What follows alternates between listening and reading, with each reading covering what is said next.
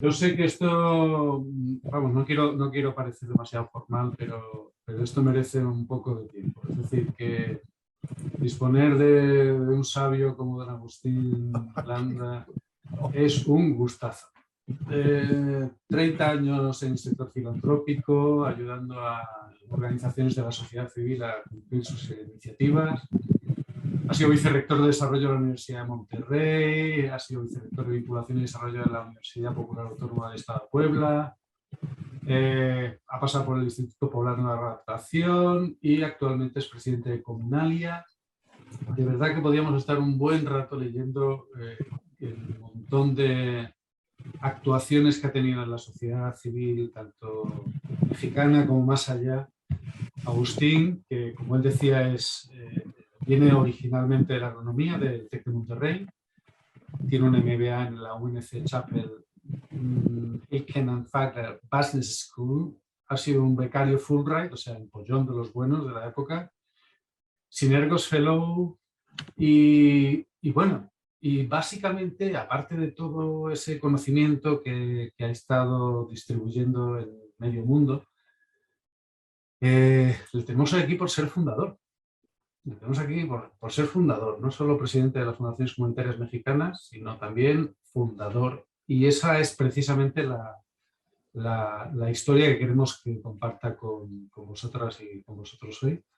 Y Vivian, que es su escudera, siempre discretamente acompañando el trabajo de Agustín y también persona muy vinculada a nuestro programa. Muy buenas tardes a los dos, buenos días allí en México. Y un gusto teneros. Encima disfrutamos de un idioma común, eso va a facilitar la conversación, seguro. Le he dicho a Agustín que sois muy conversadores. No me decepcionéis.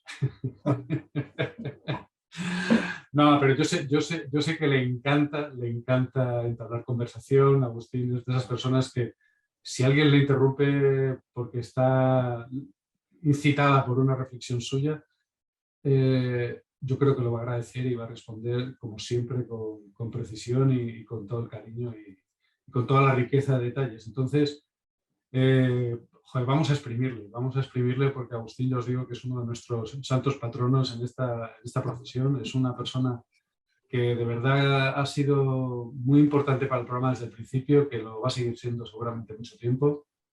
Esperamos encontrarnos alguna vez en España tranquilamente con toda esta comunidad, Agustín, que yo creo que habrá ocasión. Y bueno, ya ahora sí que sí, me callo y os dejo con Agustín. Muchas gracias, Agustín. Gracias, Alejandro. Se me hace que ya no te voy a dejar que me presentes porque me pones cada vez más cosas ahí que me ruborizo y me siento ya casi, cuando dijiste, no sé qué dijiste, ya casi tiro el agua de que me hijo. Pero bueno, muchas gracias aprecio tus comentarios, pero me siento así me pongo colorado.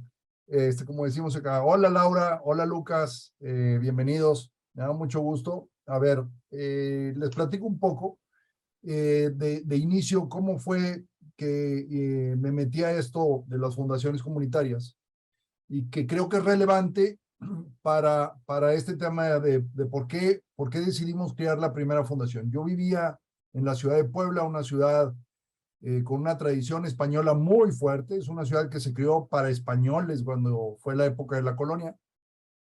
Y eso la hace una identidad especial, en el sentido de que se sienten, es una ciudad muy bonita, muy orgullosos de ella, que había tenido un enorme auge. La catedral, nada más para que sepan, la Catedral de Puebla es más grande que la Catedral de la Ciudad de México. Entonces tenía un auge muy importante y paulatinamente la comunidad ha venido a menos.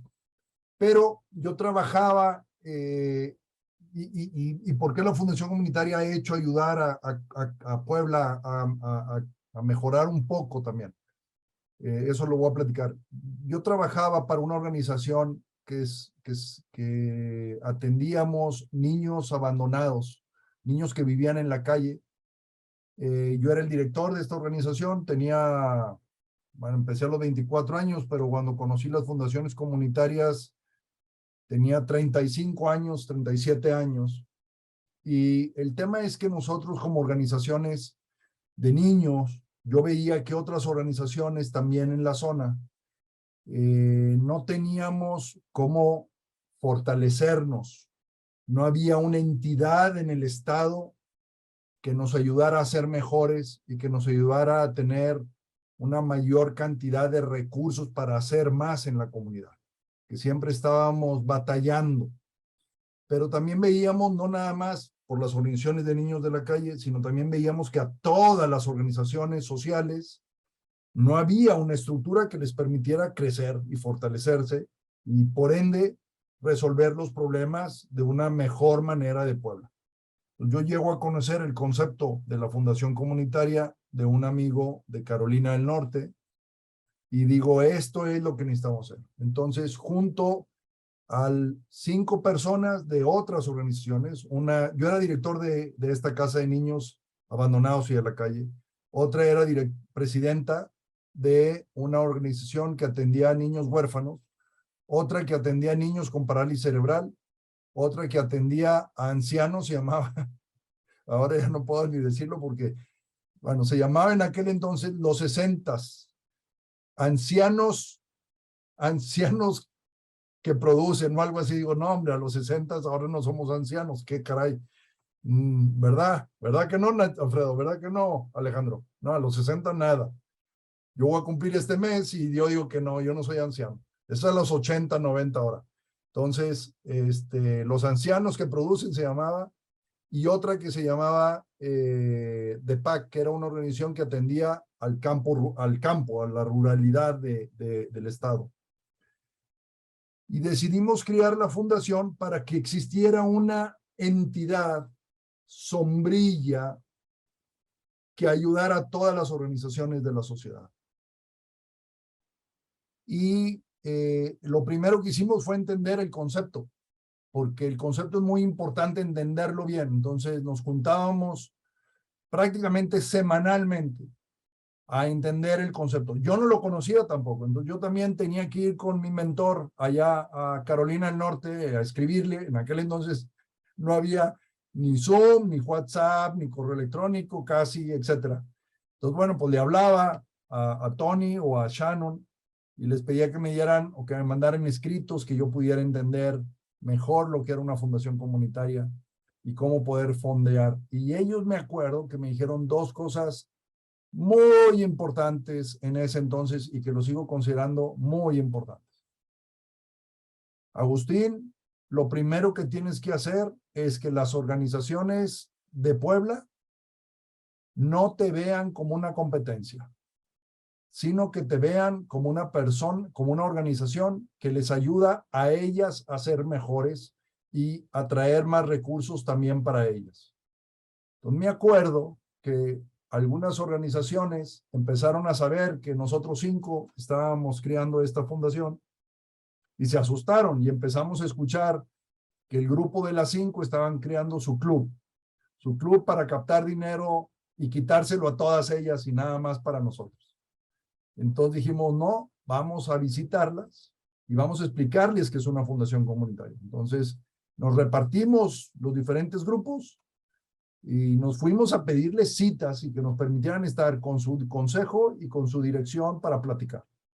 Y entonces dijimos lo que era la fundación comunitaria, les explicamos que esto no era quitarles recursos, sino era hacer que salieran más recursos de la misma comunidad, porque existían, pero que no los estábamos, porque no estábamos organizados, no los estábamos tomando.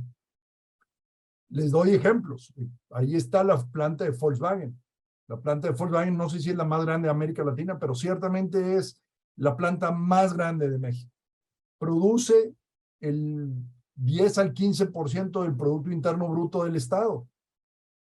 Y solamente unas cuantas organizaciones tenían las relaciones humanas, las relaciones institucionales, para saber a quién pedirle dentro de la Volkswagen y obtener un donativo.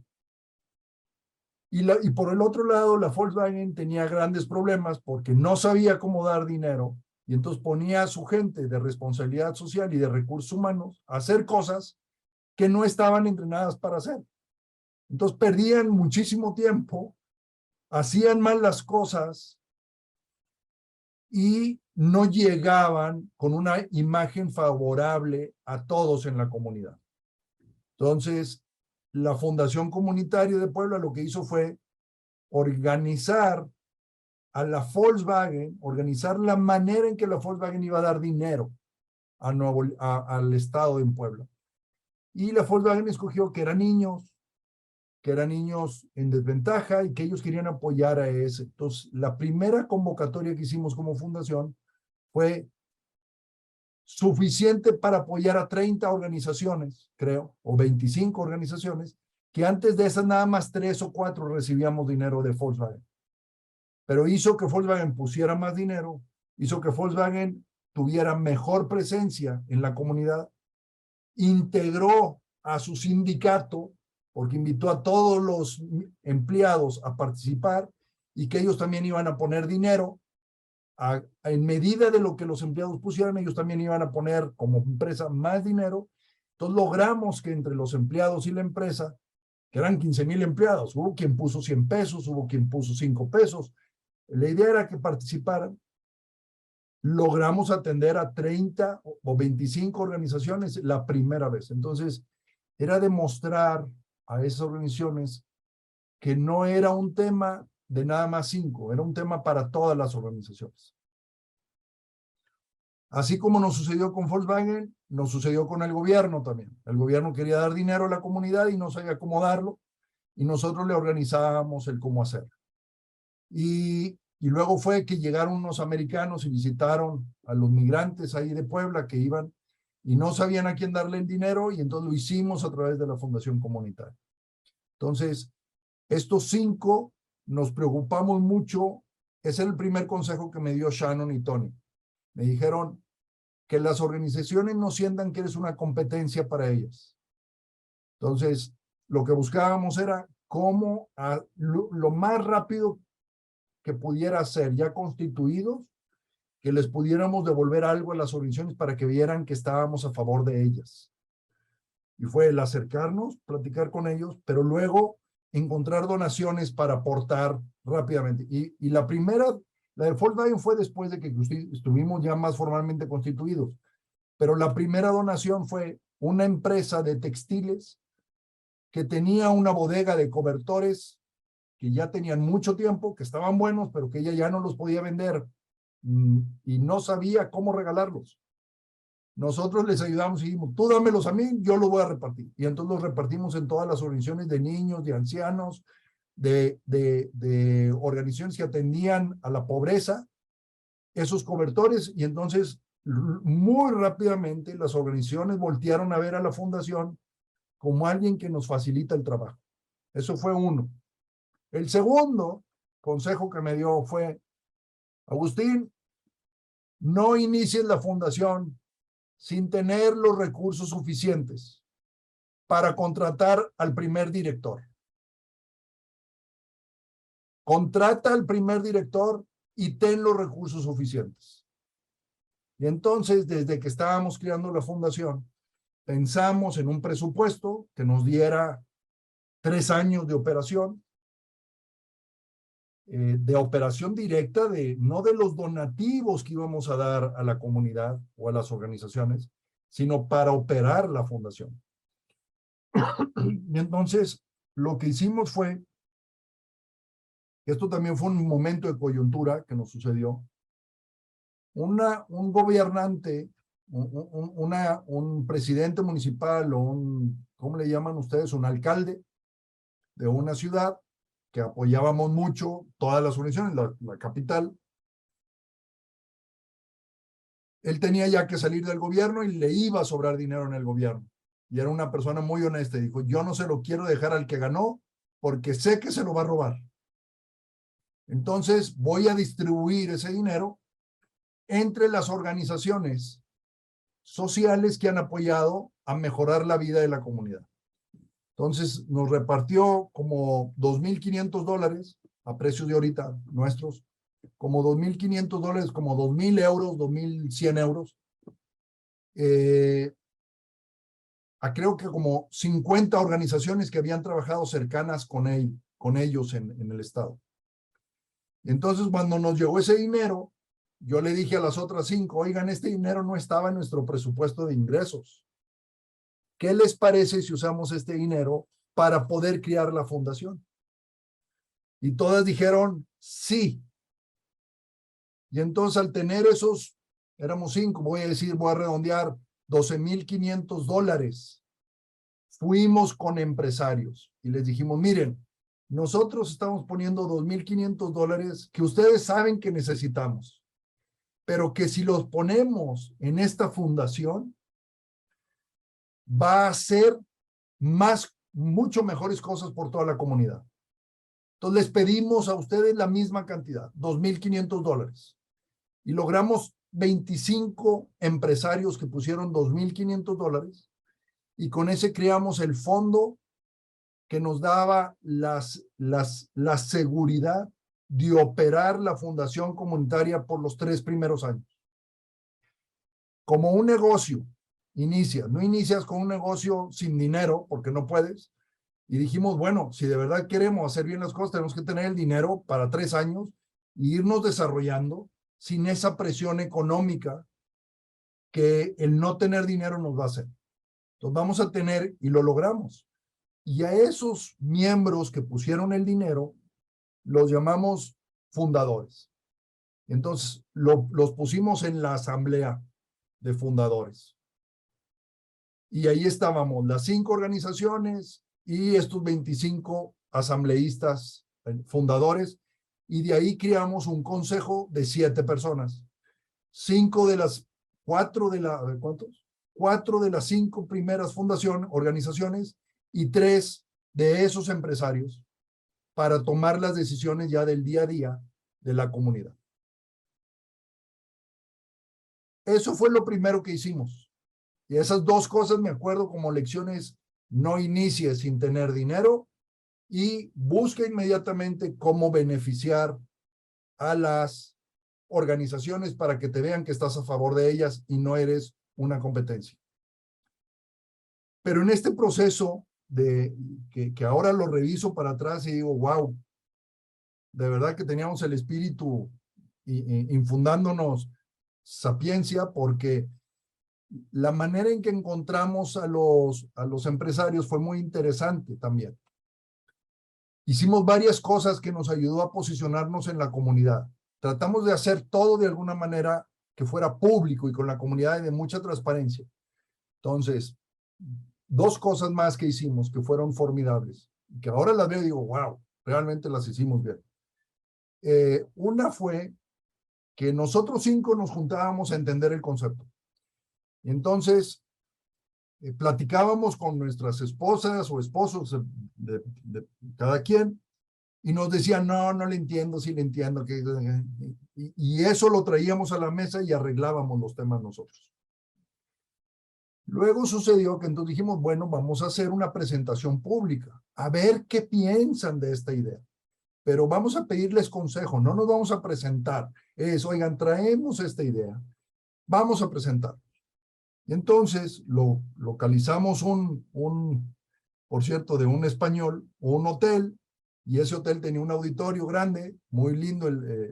Este señor era formidable, era un español que amaba la ciudad, que le ponía. Entonces fuimos con él, le pedimos que nos prestara el auditorio, e invitamos como 45 personas, invitamos algunos miembros del gobierno que creíamos que eran muy honestos, gente de la academia, de diferentes universidades que nos escucharan, que nos dieran consejo, empresarios y a otras organizaciones que sabíamos que estaban abiertas.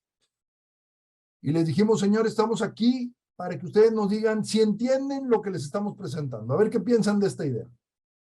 Nos presentamos, le hicimos una presentación y hagan de cuenta, la primera presentación nos dieron tomatazos. O sea, no figurativamente, ¿verdad? No nos entendían, no sabían qué era lo que estábamos hablando, cómo que una fundación, no entendían si eran proyectos, cuáles eran los proyectos que íbamos a atender, cómo que así tan etéreo, la comunidad, el desarrollo de la ciudad, del estado, no entendían, pero nos hicieron muchas preguntas y esos comentarios, nosotros calladitos, se los juro, nada de defensa. Cuando nos decían, a ver, explícame más esto, no lo entiendo, pues tratábamos de explicarles. Nosotros también estábamos tratando de entender el concepto. Y bueno, sacamos una lista de preguntas y de dudas y nos fuimos otra vez a sentarnos y a mejorar la presentación. Y luego nos fuimos con varios de ellos, que los vimos muy participativos, a explicárselos uno a uno. Y cuando ellos nos dijeron, ya lo entendí, me gusta la idea, entonces volvimos a convocar a todos. Y entonces se apropiaron del concepto. Sabían que no iban a estar participando muy profundamente, pero que ellos formaban parte. Y a una buena cantidad de ellos fueron a los que les fuimos a pedir el dinero. Pero lo que quiero decir es que les pedimos consejo y nos dieron dinero después. Y eso es bien importante. En la procuración de fondos es algo que yo he aprendido. No vayas a pedir dinero porque te van a dar consejo. Ve a pedir consejo y luego te van a dar dinero. ¿Ok? Entonces, una manera de ir con ellos y generar una relación, que se sientan parte del proyecto y que digan, sí, yo les di mi opinión y les dije esto y lo otro. Entonces, se sienten dueños. Sí, Rosa. Estabas aplaudiendo. Ok. Gracias. Y entonces, eso nos dio pauta y luego hicimos otra cosa. Necesitábamos sacar, bueno, ya, se va a llamar Fundación Comunitaria Puebla. ¿Y qué es el logotipo? ¿Cómo lo vamos a representar? ¿Cómo vamos a hacer? Dijimos, pues no tenemos dinero para pagarle a un despacho de comunicación. Pues vamos con las universidades. Entonces hicimos una competencia entre las 5 universidades. Fuimos y nos presentamos a los departamentos, a la escuela de diseño, a la escuela de arquitectura, a la escuela, etcétera. Y dijimos, de mercadotecnia, y les dijimos, aquí está esta idea, y les damos un premio. Y entonces, en aquel entonces, creo que dimos una computadora, y empezaban estas cosas que se llaman las Palm, y los celulares ahora que tenemos, pero que eran los Palm, y dimos 2 o 3 premios a los mejores. Y entonces hicimos un evento público, sacamos una convocatoria pública, ya teníamos buena relación con la prensa y la prensa ya nos publicaba en sus anuncios lo que hacíamos. Ahora pues ya ni necesitas ir a la prensa, pues las redes sociales lo hace uno mismo, etcétera. Pero bueno, lo sacamos en la prensa, hicimos la convocatoria, se juntaron los equipos de jóvenes y entonces conseguimos un espacio público de la ciudad para hacer la premiación. Y así fue como salió el logotipo de la Fundación Comunitaria Puebla y el lema de la Fundación Comunitaria Puebla. No fue un lema nuestro, fue un lema que los muchachos entendieron que eso es lo que hacía la fundación. Eso fue muy interesante porque nos estaban diciendo, esto es lo que es importante para la comunidad. Y miren, se los voy a poner. Fundación Comunitaria Puebla. Miren.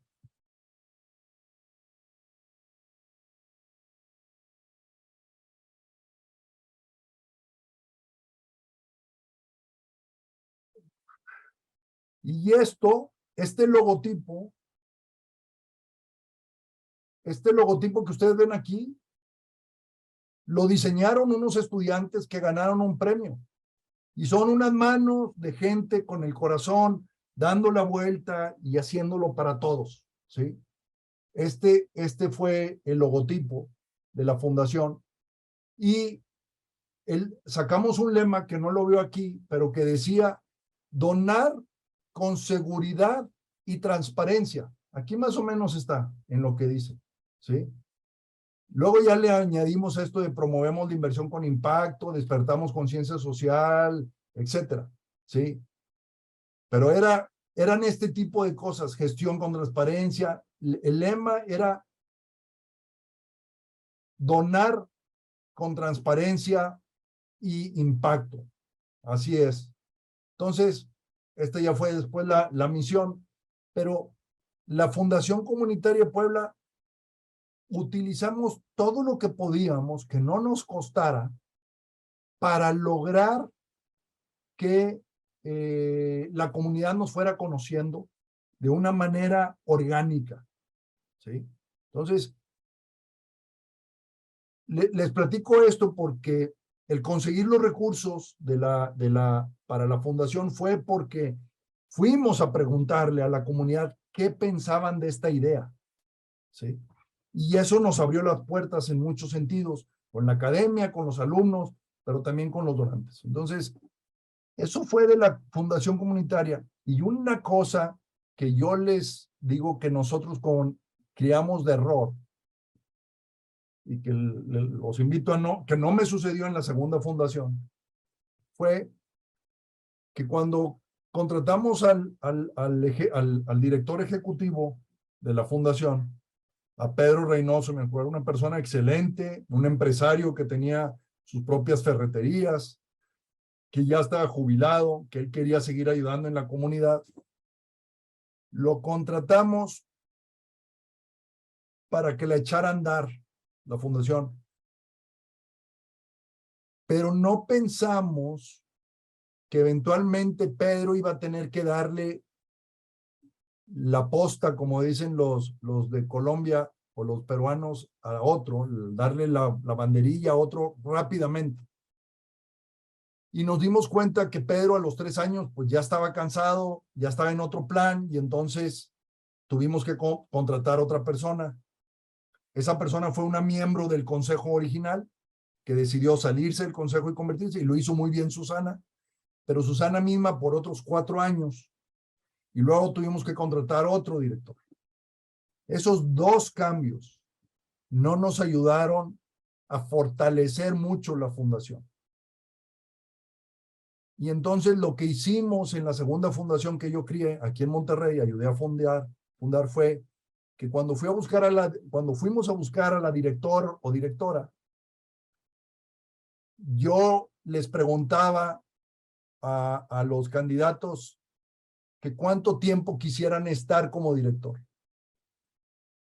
Y la mayoría me decían 4 años, 5 años. Dije, no me sirven, porque se va a tardar más la fundación en tener una cultura, en crear una cultura, en que de verdad se crean movimientos. Entonces llegó una que me dijo, yo acabo de salir de una organización en la que duré 20 años y ando buscando la siguiente organización de los próximos 20 años.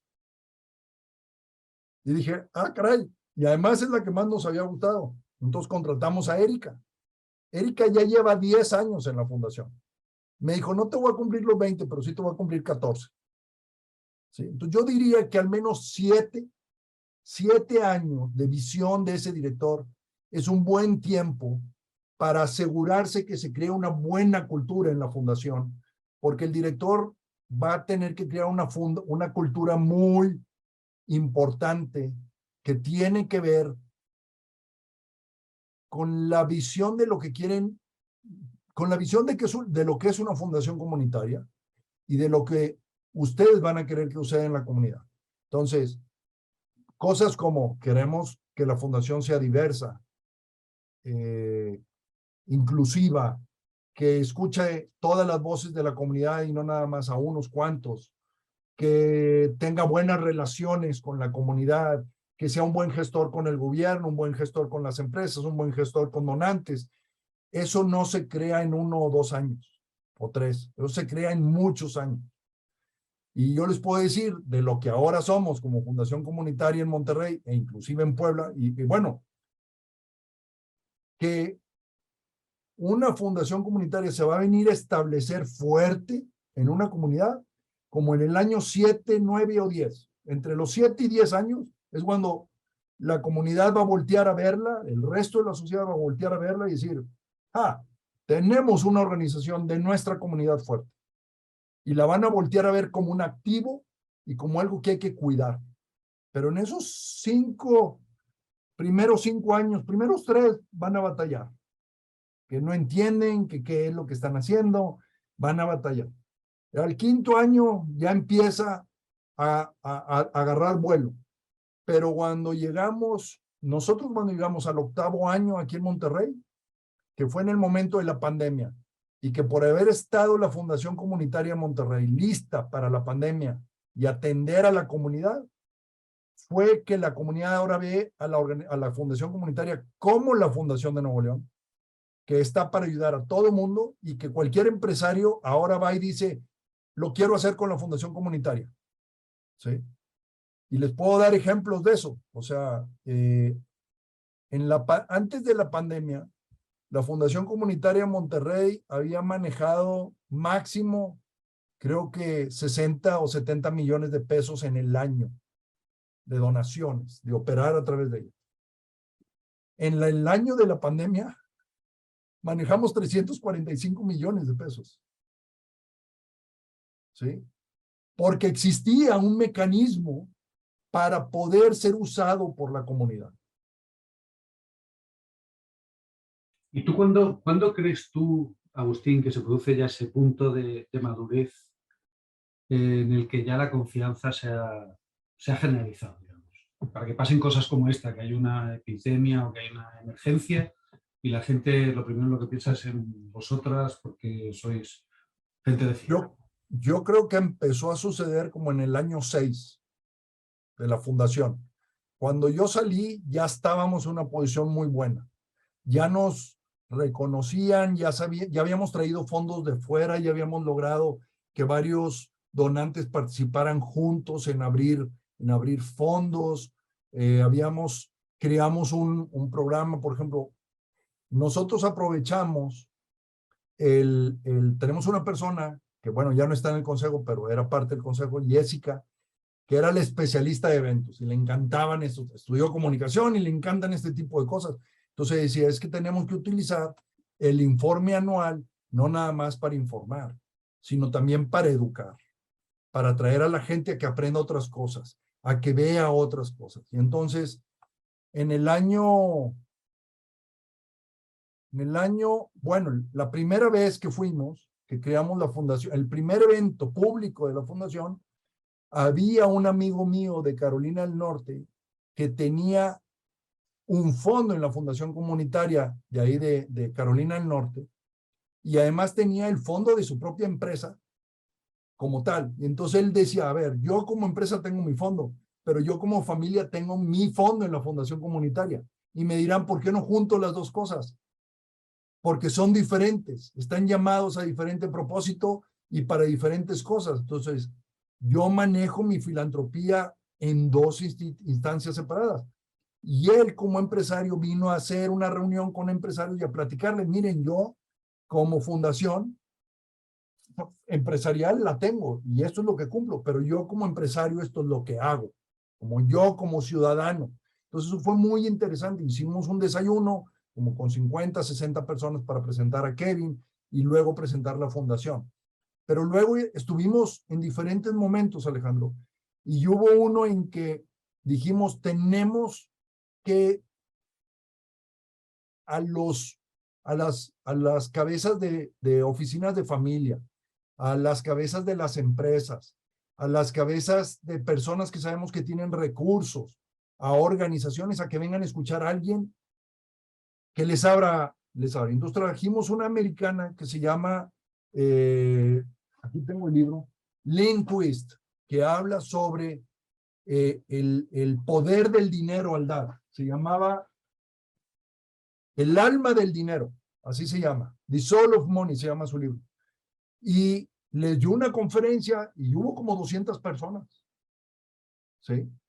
No, más. Hubo como 30 mesas, como 300 personas, más bien, que invitamos escogidos, que sabíamos que les interesaba, que estaban interesadas en este tipo de cosas. Y les dio esta plática y bueno, salieron emocionadas y eso nos empezó a posicionar. Yo creo como por el sexto, séptimo año, perdón, fue cuando ya la gente conocía que existíamos y que sabían que había una estructura. Sí, eso fue. Y entonces la otra lección que yo quería decirles es no contraten o no busquen un director por 2, 3 años, aunque sea muy bueno. Yo si hubiera sabido eso, hubiera dicho, no, Pedro no puede ser el director. Chihuahuas, o sí puede ser Pedro, pero le voy a poner a alguien que inmediatamente ya esté aprendiendo de él y que le dé seguimiento posterior. Porque Pedro la ventaja que tenía es que era una persona muy querida en la ciudad también. Y entonces eso nos ayudaba a que cuando él tocaba la puerta, le abría a todos. Entonces eso servía como director. Y la verdad es que le pagábamos muy poco, o sea, Pedro lo hacía por cariño. Pero entonces con ese dinero que le pagábamos a él, podríamos haber contratado a alguien que sí pudo haber sido el futuro director, pero no lo pensamos. Yo no lo entendía eso en ese momento. Lo que hicimos acá fue contratamos a la directora, inclusive en Monterrey, la contratamos 2 a 3 meses antes de que la fundación existiera. Y una de las empresas que nos iba a dar el dinero decidió meterla en su nómina por esos 3 meses y pagarle desde ahí del donativo que nos iba a dar cuando ya existiéramos. Entonces, esas fueron parte de las lecciones que hemos aprendido. Utilizar los recursos de la comunidad lo más posible para que sean nos conozcan lo más posible desde el principio y mucho diálogo entre nosotros. Miren, en Puebla nos juntábamos cada semana, no había WhatsApp, no había internet, etcétera, tan fácil como ahora. Pero nos juntábamos 2 horas, nos íbamos a un café de una universidad y ahí nos sentábamos a platicar. ¿Y qué entendiste? Y salíamos con trabajo para la siguiente semana. Ok, tú le vas a hablar a fulanito tal, tú le vas a pedir a tal de allá de Estados Unidos que te mande esto, que no entendemos esto, aquí está la lista de preguntas, tú las traduces y se las mandas. Y así andábamos.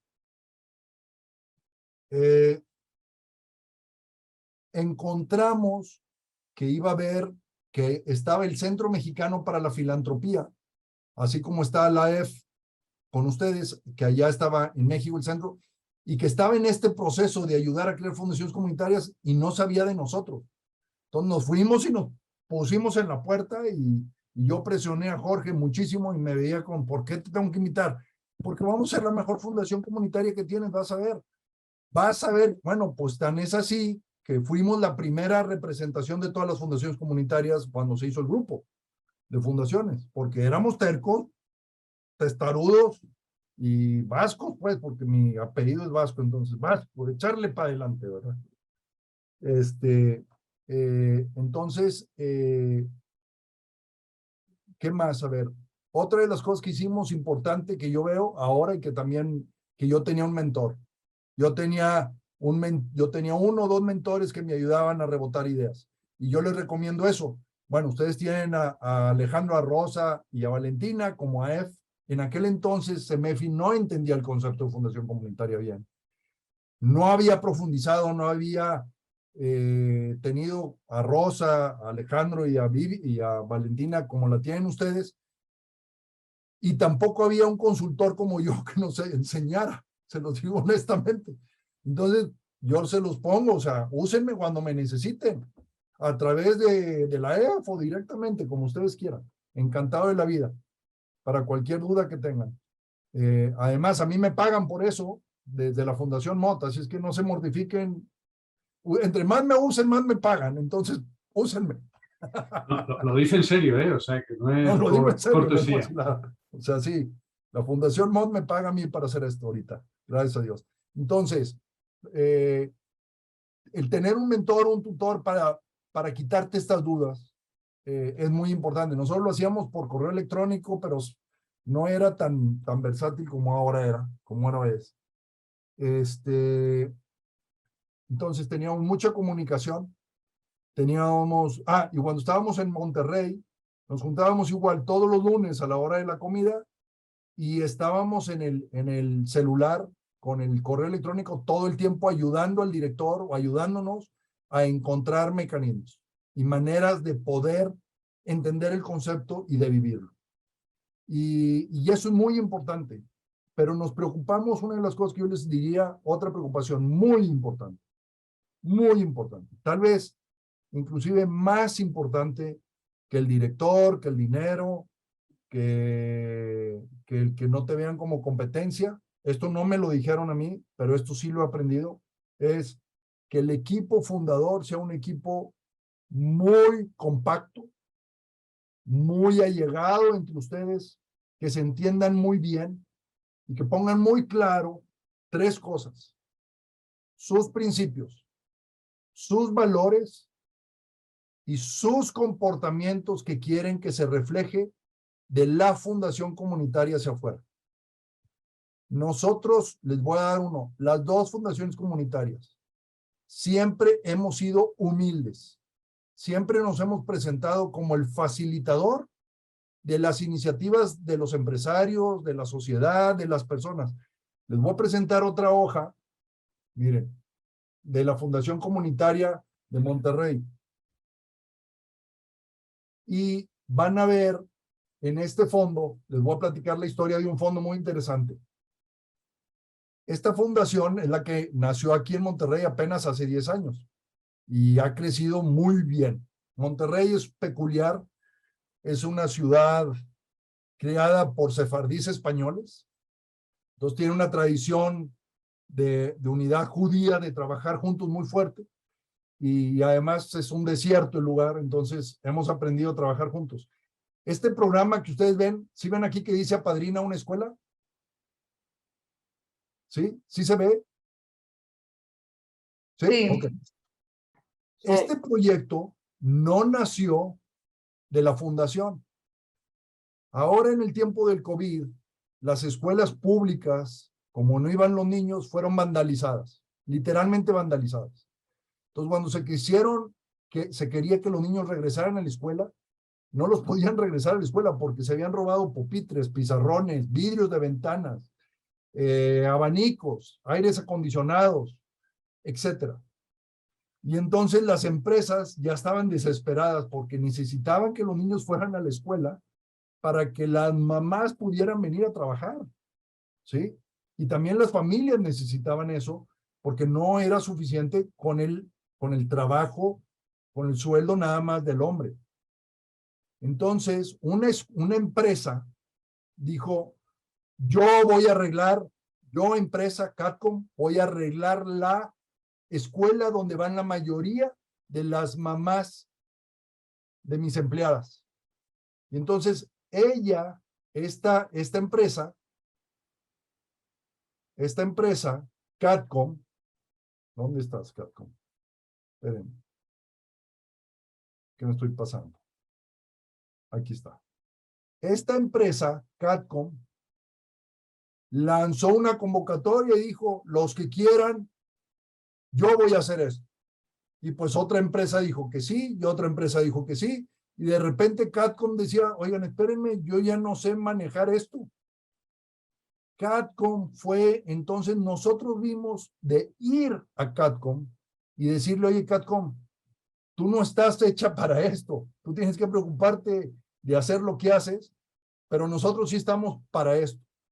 Y entonces con Catcom empezamos a lanzar la convocatoria pública, la cruzada para rescatar las escuelas en todo Nuevo León.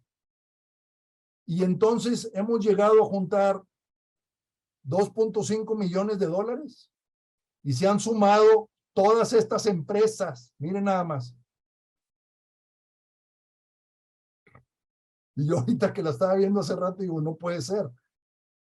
Todas estas empresas se han juntado con dinero, con donativos en especie y con tiempo de sus empleados a ir a recuperar las escuelas. Se han recuperado más hasta los clubes deportivos. Aquí están los dos equipos. Este es el equipo de fútbol Monterrey y por aquí estaba Tigres, creo. Acá está también. Como voluntarios a ir a arreglar las escuelas. ¿Sí? Se han reparado más de 500 escuelas en la comunidad. ¿Sí? Entonces, y ahí ves a las personas trabajando con las empresas, con su gente, los equipos, reparando y organizando la comunidad o ayudando a mejorar la escuela. Esto fue porque, y nosotros no somos, siempre decimos que es Catcom. A cualquier reunión invitamos a los actores de Catcom a que ellos sean los que dicen, hemos logrado esto. La fundación comunitaria es solamente un facilitador de que sucedan estas acciones. Entonces, Un valor importante de nosotros en la Fundación Comunitaria es la humildad y que la comunidad brille, no nosotros. ¿Sí? Y lo hemos buscado en todos los sentidos. En la misma manera en que inclusive nosotros nos tratamos como consejo. ¿Sí? La manera en que nosotros trabajamos de valores y de principios. Miren, una cosa importante es, yo les voy a enseñar esto, yo fui fundador con esta fundación, de esta fundación. Este es el consejo de ahora. De todos estos que están aquí, los únicos originarios de hace 10 años es Carmen y su papá, que es presidente honorario. Pero Carmen es la única, es la presidenta, es ella ahorita. Todos estos, ninguno de ellos fue fundador inicial de la fundación. Ninguno de ellos. Ninguno de ellos es fundador inicial de la fundación. Ya, los fundadores nos salimos. Ya la entregamos a la comunidad. Ya es de la comunidad. Carmen, el próximo año le toca salir y ya. No va a haber un solo fundador en el consejo de la fundación. En la asamblea sí, pero no en el consejo. ¿Sí? Entonces, Hablando, eso es. hablando de plazos, Agustín, ¿cuánto crees tú que es razonable que estén los patronos en una fundación comunitaria? Nosotros planeamos en la acta constitutiva que el número de patronos o de fundadores fueran 9, 12 o 15. Y lo voy a explicar por qué. Todos son múltiplos de 3, si te das cuenta. Si somos 9, los tienen que salir 3 cada año, pero brincado. O sea, si yo soy del año 1, en el año 4, o me renuevo o me salgo. Y si me quedo, me renuevo, me quedo por otros 3 años más. Entonces voy a estar el 4, 5 y 6. El segundo grupo es del año 2. Entonces va a estar el 2, el 5 y el 8. El grupo 3 va a estar el año 3, el año 6 y se puede salir hasta el año 9. De tal manera que siempre existan personas dentro del consejo que sean de 3 años o de 2 años, de 3 años, de 2 años y de 1 año. Cuando renuevas va a ser de 1 año. Entonces, nosotros decidimos que en el consejo el máximo tiempo que puede estar, que los nombramientos son por 3 años, pero te podemos invitar a renovarte por otros 3 años, 6 años. Si vas a ser presidente, si quieres ser presidente, y ya estás en el último periodo, puedes 3 años más. Entonces, cualquier miembro del consejo, lo máximo que puede estar son 9 años en la fundación. ¿Ok? Que le da suficiente experiencia, pero el consejo se renueva 1/3 cada año, o se renueva 1/3 cada año, dependiendo. Por ejemplo, de este consejo, ser honesto, de este consejo, hay unos miembros que ya cumplen 3 años y que no los hemos visto suficientemente comprometidos, que la asamblea les va a decir adiós, gracias. No los vamos a renovar. Porque lo que queremos es tener una vara muy alta de involucramiento y ganas de hacer cosas. No queremos, como les llamamos acá, calientasillas. Queremos que de verdad se involucren. Entonces, para este consejo, miren, nuevo, les voy a marcar, es que no lo están viendo. Este año específicamente del 2022, él, ella, él y él son nuevos. Metimos 1, 2, 3, 4, 5, 6 personas nuevas, porque salieron 3. Y como Carmen va a salir el próximo año, nos aseguramos que el próximo año, que este año tengamos mucha más gente que ya tiene un poco de experiencia en la fundación, en lugar de cambiar el presidente y también que entre mucha gente nueva. ¿Sí? Entonces, eso fue parte de este proceso de administración de la gobernanza. ¿Sí? Ahora, ¿quién nomina o quién en la fundación los nombra? El consejo no los nombra la asamblea. Y la asamblea son los fundadores y otras personas que han sido consejeros que se ganaron el derecho de ser asambleístas. Eso es como lo tenemos nosotros ahora, a comparación de Puebla. En Puebla, todos los que fueron fundadores son asambleístas. En Monterrey no, dijimos los fundadores, que iniciamos la fundación, vamos a ser los asambleístas. Y con eso nos vamos a asegurar que el consejo siempre va a tener las características, tanto en cultura, actitud, comportamientos, principios y valores que queremos que esta fundación tenga siempre para actuar. Y hay un comité de nominaciones a nivel de la asamblea que son los expresidentes. ¿Sí? Entonces, como yo estoy ahí metido, yo me preocupo mucho de esta parte.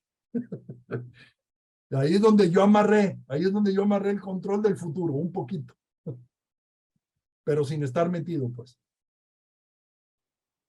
Para llegar a esos 6 miembros, teníamos una lista de 38 miembros, que escogimos 15, y de esos 15 escogimos a estos 6, y los fuimos a invitar personalmente con una lista de funciones y de cosas que esperábamos que ellos tomaran.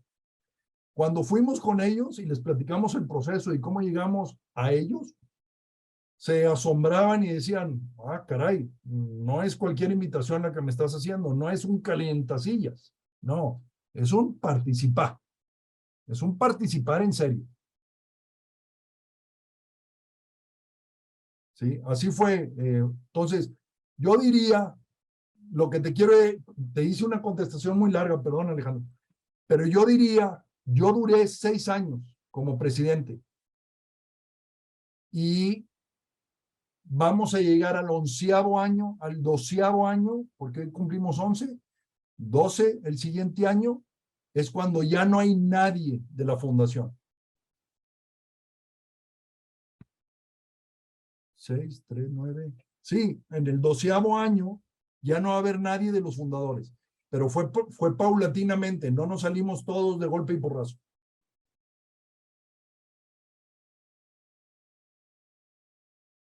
¿Sí? De esa manera asegurábamos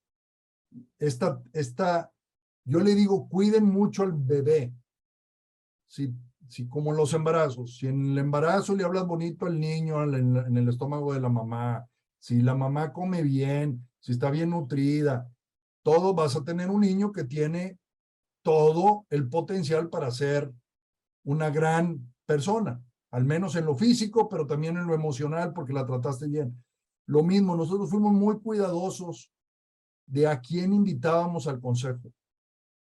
Primero el consejo, el grupo de fundadores, llegar a ese número de 5, nos tardamos como 4 meses, no crean que fue así ya. Y es que tal, no, fuimos, platicamos con ellos, vimos qué pensaban de la idea, lo vimos que nos emocionaban, y entonces los invitamos a ser fundadores. Y luego, ya que estábamos constituidos como consejo, bueno, fue fundadores, luego directora, Erika, y luego juntos fuimos a buscar, ya que estábamos constituidos legalmente, los consejeros. Entonces invitamos y nos decían, híjole, nos falta un abogado, entonces invitamos a Mario. Nos falta un tesorero que sepa de finanzas y entonces invitamos a Rui. Que nos falta alguien que sepa de comunicación y invitamos a Jessica. ¿Sí? Y entonces ya creamos este grupo y me falta alguien más y alguien que tenía muchas relaciones con familias de recursos. Y ya que teníamos ese grupo, esos 9 personas, esos 9 personas éramos los que era el consejo. ¿Sí? Pero fue muy escogido, inclusive me acuerdo, oye, es que a fulanito de tal, y yo dije, no, ya son muchos prolegionarios de Cristo, no, ya aquí hay muchos prolegionarios de Cristo, ya no. Tráete a alguien del Opus Dei, o tráete a alguien de los jesuitas, o tráete a alguien de otras órdenes que estén que tengan otras visiones. No, no, puros legionarios no. Me volteé. Porque había mucha cercanía a grupos religiosos y entonces dijimos, pues no, tampoco, ¿verdad?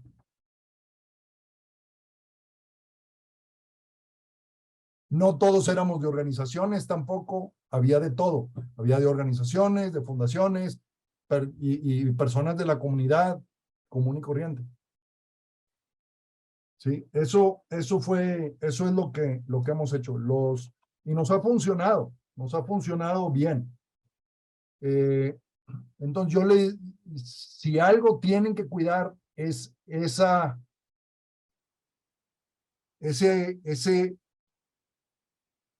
puedo decir cariño ahora, pero esa empatía y compaginidad de caracteres y de formas de ser.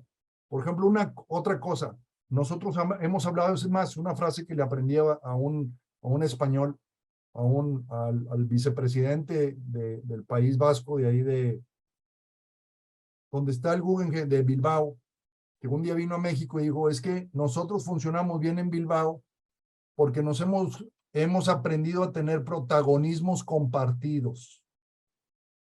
Y dije, a ver, ¿cómo que protagonismos compartidos? O sea, no estás diciendo que no brillen, sino que brillen todos de alguna manera.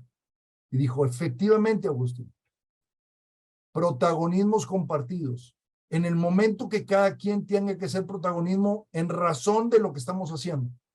Entonces, por ejemplo, si yo veo los 6 que fundamos la fundación, yo era el protagonismo del conocimiento de la fundación comunitaria. ¿Ok? Yo era el protagonista que sabía, y yo les decía, y me decían, tu trabajo es cuidar el Santo Grial, que no agarremos pa'l monte. Es cuidar que de verdad hagamos bien las cosas. Bueno, Armando Estrada es el visionario que siempre piensa en lo sistémico. Rui era el que pensaba era el de la economía, el que pensaba muy en lo racional y en lo económico. Entonces, cuando teníamos que dar presentaciones económicas y cómo estaba el presupuesto, él tenía que hablarlo porque él sabía hablar de este tema entre las personas que nos daban dinero. Carmen tiene muy buenas relaciones, su papá es muy querido, tiene una imagen de respeto, de querer empujar la comunidad. Entonces ella y además es de una clase social, lo voy a decir así, perdón, económicamente muy pudiente de la ciudad. Entonces ella podía ir con muchos a pedir dinero. Yo, que era el procurador de fondos de la UDEM, no podía ir a pedir dinero, pero sí sabía a quién pedirle dinero. Y entonces esa era otra cosa mía. Entonces yo ponía nombres sobre la mesa que sabía que había intereses. Emanuel, que era otro de los fundadores, Emanuel tenía mucha aceptación dentro de las empresas, a nivel de responsabilidad social de las empresas. Entonces Emanuel era eso. Entonces brillábamos dependiendo en el momento en que teníamos que brillar. Teníamos un consejo muy balanceado, en Monterrey y en Puebla también. Sabíamos quién era la persona que tenía que abrir la puerta. Y eso nos hacía valorarnos de que, no, eso lo tiene que hacer Agustín, no, eso lo tiene que hacer Carmen, no, eso lo tiene que hacer Armando, porque sabíamos quién era el bueno en ese tema. ¿Sí? Y cuando era un tema muy público, pues era pues, el presidente, pues, porque el presidente era la persona que encabezaba o que presidía el consejo. Pero inclusive ahí era yo abría, pero va a explicar Carmen porque ella es la que se relaciona en esto, o va a explicar Armando el concepto porque es dependiendo de quién. Entonces no era el presidente o la directora o unos cuantos, éramos todos brillaban, y eso es a lo que yo le llamo protagonismos compartidos, ¿sí? Esa era otra de las cosas que nosotros tenemos, protagonismos compartidos, humildad, transparencia, siempre a la escucha de la comunidad como parte de nuestros valores y principios. Por ejemplo, una frase que tenemos es el cómo sí. Ante una pregunta, ¿cómo lo vamos a hacer? La respuesta es ¿cómo sí? La respuesta era sí. Luego ya vamos a averiguar cómo. Pero primero vamos. Con nosotros siempre vas a encontrar que vamos a buscar una solución al problema. Entonces es una actitud de la fundación. ¿Cómo sí? Por ejemplo. ¿Sí? Y Agustín, ¿cómo resolvéis la eterna cuestión de a qué dedicamos más tiempo? ¿A los donantes o a las asociaciones de base? ¿O lo repartimos al 50% o según temporada?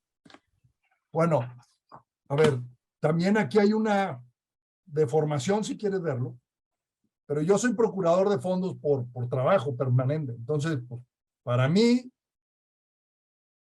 siempre era muy importante tener los recursos necesarios para poder hacer las cosas. ¿Sí? Por ejemplo, Armando siempre anda viendo cómo ayudar a la comunidad. Yo también, pero él crea proyectos con la comunidad y arma los proyectos y le gusta que se involucren y todo. Entonces, eso se le dejaba yo a Armando. Yo no soy lo mejor en eso. Lo hago bien, pero no soy el mejor. Él es mucho mejor que yo. O que Carmen también, que no lo sabía hacer, etcétera, o que el otro. Pero lo que hicimos fue, un error, por ejemplo, ahora, que esto lo aprendí hasta ahora, hasta hace 2 años, es que en la fundación nunca creamos un área de procuración de fondos per se. ¿Sí? Y yo diría que eso es algo que tiene que crear desde el principio. Porque lo vas a hacer. Procurar fondos para la operación de la fundación, pero también para donar a la comunidad, a las organizaciones. Entonces, tienes que siempre tener un área de procuración de fondos, ya sea para desarrollar, para atraer inversionistas o para apoyar a los gastos de la fundación. Una de otra, ¿ok? Entonces, un área de procuración de fondos es importante que la piensen siempre. Y también un área de relación con la comunidad o de conocimiento de las necesidades de la comunidad. Entonces, al principio, Alejandro, nosotros teníamos a Erika nada más, y nosotros trabajábamos muy fuerte con ella. Entonces, en realidad, todos hacíamos de todo. Y era en razón de oportunidades que veíamos. Hay una cámara que se llama la CAINTRA, que es la Cámara de la Industria de la Transformación aquí, que tenían un problema de que no encuentran jóvenes que quieran trabajar con las empresas porque les falta capacitación técnica. Y entonces vinieron con nosotros a decir, queremos crear la Fundación CAINTRA. Y les dijimos, no, crea el fondo CAINTRA en la fundación. Y nos dijeron, pero nosotros no sabemos cómo hacer el programa de becas y todo eso. Nosotros te ayudamos. Yo había tenido experiencia con becas, ¿verdad? Por mi trabajo en la universidad. Y entonces les ayudamos a crear el fondo de becas. Y ahí encontramos cómo conjugar las dos. Es como capto el dinero de ti, CAINTRA, para crear el fondo de becas, pero también cómo creo el proyecto de ayudar a la comunidad. Y lo que te podría decir es que uno no puede ir sin el otro. ¿Sí? No puede ir uno sin el otro. Entonces, a medida que conseguíamos dinero, creábamos proyectos para la comunidad. Y a veces al revés, a medida que veíamos la necesidad de la comunidad, íbamos con donantes a pedirles dinero. Entonces, te pongo otro caso. Nos empezó a suceder que venía gente y nos decía, es que quiero crear mi organización y no hay quien me ayude. Nosotros nos dimos cuenta como fundación que no había una incubadora de organizaciones de la sociedad civil para resolver los problemas de la sociedad civil. Entonces nosotros tuvimos que crear una incubadora interna al inicio.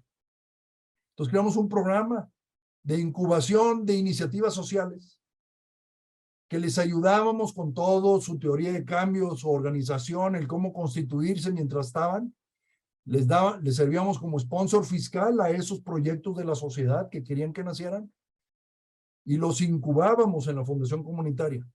Llegó un momento en que dijimos, oigan, nos estamos gastando 70% del tiempo aquí, pero no estamos teniendo dinero con qué ayudar a esas organizaciones. Entonces creamos un proyecto que fuimos con varios donantes y les dijimos, oigan, ayúdenos a fortalecer estas organizaciones. Y me explico, entonces vimos la necesidad y fuimos con el donante que sabíamos que les interesaba estos temas y entonces lo trajimos. Entonces así nos fuimos. O sea, No todo estaba tan planeado, era muy oportunista, como vayamos sintiendo la fuerza, las ganas, el donde hay oportunidades. Llegó un momento, sí llegó un momento en que la fundación se previó y dijo, a ver, ya llevamos 7 años o 8 años creando organizaciones y no es para lo que estamos nosotros. ¿Qué les parece si creamos otra organización que se dedique a crear organizaciones o ayudar a crear organizaciones? Entonces creó otra organización que se llama ICO, que es un centro de fortalecimiento de organizaciones de la sociedad civil, que ahorita yo presido y que estamos ayudando a crear y a fortalecer las organizaciones de la sociedad civil. Y luego nos dimos cuenta de otra necesidad. Los contadores públicos no están entrenados para manejar la contaduría, la contabilidad de organizaciones de la sociedad civil. Vamos a crear un despacho de contabilidad para organizaciones de la sociedad civil. Entonces, la Fundación Comunitaria creó un despacho de contabilidad que ahora ya se separó y se llama Contemos Juntos. Y lo único que hace es dar asesoría especializada a organizaciones de la sociedad civil en temas legales y contables. Y son especialistas en temas contables. ¿Sí? Y ya tienen hasta clientes nacionales que le vienen y le dicen, es nada más especialista en temas contables. Para todas las organizaciones que quieran pagar. Y ahí pagan las organizaciones su costo de contabilidad que le pagarían a un contador. Ese es un negocio social. ¿Sí?